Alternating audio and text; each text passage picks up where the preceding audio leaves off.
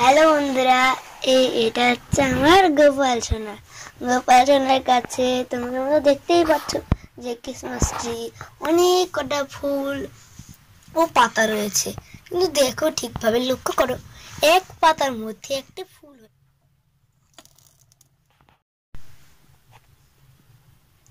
এইটা হচ্ছে আমাদের অন্য বিষ্ণু ঠাকুর, লক্ষ্মী ঠাকুর, রাধাকৃষ্ণ, শ্রী চৈতন্য মহাদেব এবং রাধাকৃষ্ণের গরু সঙ্গে রয়েছে।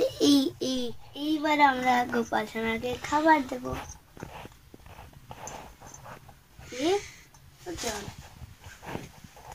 ওকে আমরা এবার খেতে দিচ্ছি। তারপরে এইবার আমরা প্রদীপটা ঘোরাবো।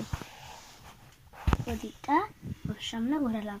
কিন্তু মনে রাখবে, যখন গোপাল খাবার খাবে বা ধূপকাঠি জ্বালাবে। ধূপকাঠি ঘোরাতে চলেছি।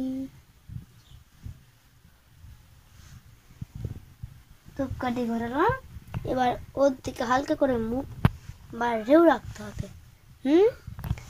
এরপর আমরা পরবর্তীতে